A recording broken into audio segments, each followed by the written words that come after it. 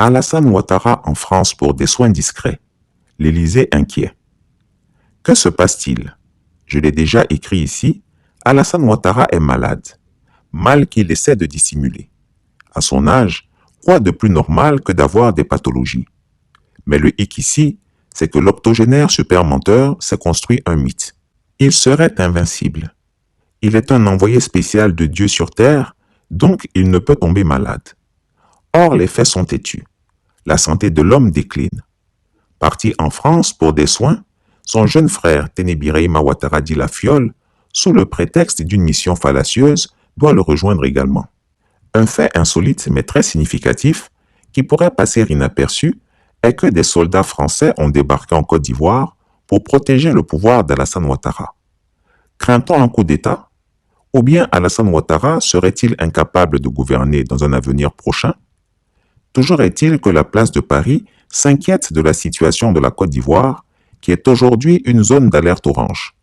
Les observateurs avertis savent que la Côte d'Ivoire n'a plus de pilote depuis 2020 et que le pays navigue à vue d'œil.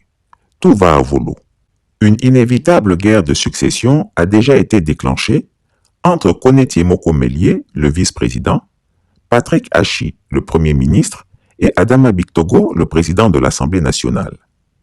Pour l'heure, grâce au coup de pouce de l'opposition politique ivoirienne, l'actuel président de l'Assemblée nationale semble bien parti.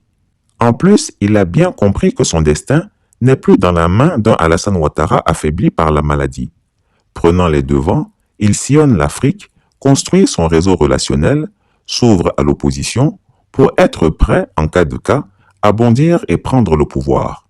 Ce qui est certain, il y a lieu de bien observer du côté du palais présidentiel.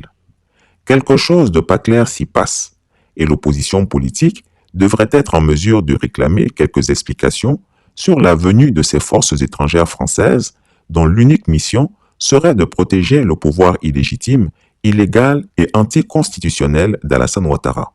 Chris Yapi ne ment pas. Retrouvez Chris Yapi sur son nouveau compte Twitter, ses 2 chaînes YouTube, sa chaîne Dailymotion, Instagram et Mediapart.